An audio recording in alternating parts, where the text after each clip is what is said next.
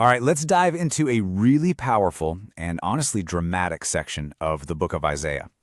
Chapters 25 through 30, they take us on this incredible journey. It's kind of like a roller coaster of emotion that starts with this amazing celebration, moves into some pretty stark confrontation, and then, ultimately, points us toward a hope that just can't be shaken.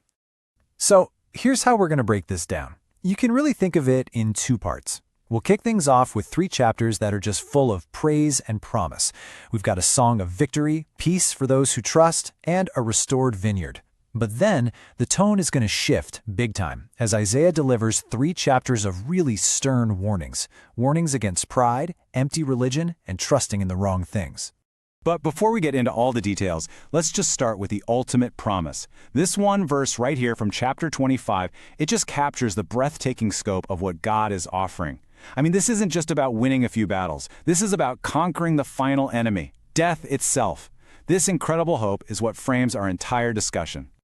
Okay, so our journey starts with a song. After all these chapters prophesying judgment, Isaiah's tone just flips, and he erupts into this song of praise. But this isn't just some generic hymn. No, it's a very specific celebration of who God is and the powerful, faithful things he does in the world. And you have to notice the powerful contrast here. On one hand, God is praised for tearing down these mighty cities and silencing the proud. All those symbols of arrogant human power. But on the other hand, he's a strength to the poor and a refuge from the storm for the needy. It just goes to show you that God's judgment and his mercy, they're really 2 sides of the same coin, his perfect justice. And then the song gives us this incredible picture, a feast, a huge banquet on God's holy mountain. And get this, the invitation is for all people. This whole scene symbolizes ultimate fellowship and salvation.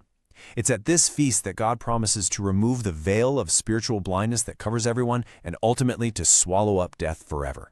So, the huge takeaway from chapter 25 is that God's plans are faithful, they're true. He is actively working toward a final victory that's going to end all suffering. And the response he's looking for from us isn't just sitting around, but an active waiting, a deep, steadfast trust in his ultimate goodness. So, we move from that massive global victory song to another one, this time sung in the land of Judah. This one feels a lot more personal. It really focuses on that internal security and peace that you can only find when you trust in God. Now this is one of the most beloved verses in all of Isaiah, and it's the absolute heart of this chapter. The original Hebrew for perfect peace is actually shalom, shalom. It's repeated for emphasis. It's a complete, all-encompassing peace.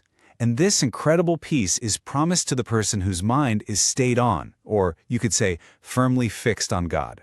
And this hope, this peace, it extends way beyond this life. Verse 19 has this remarkable promise, "Thy dead men shall live. Awaken, sing, ye that dwell in dust." This is one of the clearest expressions of a physical resurrection you'll find in the entire Old Testament. The trust we put in God isn't just for peace now, it's for life everlasting. So the lesson here is so practical, isn't it? Peace isn't about having a life with no troubles. It's an internal state, a calm that comes from a conscious choice to trust in what the chapter calls everlasting strength instead of our own abilities or what's going on around us. All right, our final chapter in this first celebratory part brings the themes of judgment and restoration together. And it uses 2 really powerful metaphors to do it, a fearsome sea monster and a treasured vineyard. So first, God declares that he will punish Leviathan. Now in ancient myths, this sea serpent was the ultimate symbol of cosmic chaos. Isaiah uses it here to represent the evil empires that are threatening Israel. But the promise is way bigger than just politics. It's a declaration that God has ultimate victory over all forces of evil and chaos. Period. So after dealing with that external enemy, God turns to his own people with the tenderness of a gardener. He calls Israel his vineyard, and he promises to care for it, to water it, to guard it. And he says he will gather his scattered people one by one from exile, just like a farmer carefully gathering his precious harvest, to bring them all home to worship. Okay, now hold on, because the entire tone is about to shift completely. We're moving from these songs of celebration to a series of 3 woes, basically pronouncements of judgment. And the first one is aimed squarely at the leaders of Ephraim, the northern kingdom, and then it pivots right to the rulers in Jerusalem and their core sin? Pride. This chapter presents a choice, and it is a stark one. The arrogant leaders in Jerusalem, they're mocking Isaiah's teaching. They're boasting, "We've made a deal with death. We've made lies our refuge." They actually think their clever political schemes are going to save them. But God's response just cuts through all that noise. He says, "No, I am laying a different foundation in Zion, a tested, precious, and absolutely sure cornerstone." The choice is clear. You can build your life on lies, or you can build it on Him. The message is it couldn't be clearer. Any security we try to build for ourselves, especially when it's founded on pride and deceit, it's like a flimsy shack in a hurricane. God's judgment, which is described as a sweeping hail and overflowing water, is going to wash it all away. And the only thing left standing will be His foundation. So the second woe is directed at Ariel, which is another name for Jerusalem. This warning isn't about their political alliances. It's about a deep internal sickness, a spiritual blindness that has led to a religion that's totally hollow and meaningless. And wow, this is God's heartbreaking diagnosis. The people are just going through the motions. They go to the temple, they offer sacrifices, they say all the right words, but their hearts, they're miles away. Their worship has just become a human tradition, a checklist of things to do, instead of a genuine relationship. It's religion without a soul. And this, of course, just forces us to ask the same exact question of ourselves.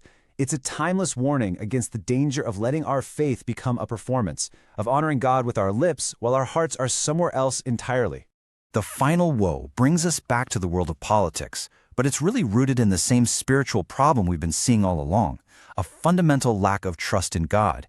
Israel's leaders, terrified of the Assyrian army, they decide to make an alliance with Egypt, and in doing so, they completely ignore God's counsel.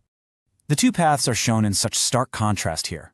Relying on the military might of Egypt, God says will only lead to shame and confusion. It's a dead end. But God offers another way, and it's a paradox. True strength and salvation are found not in frantic activity and deal-making, but in returning and rest, quietness and confidence. It requires a complete reorientation of where you place your trust. So as we pull it all together, you can see these three key themes just weaving through everything. There's the tension between divine judgment and the constant offer of salvation. There's the contrast between the false security of human plans and the one true foundation of God. And finally, we see that the only path to real peace and strength is through repentance and trust.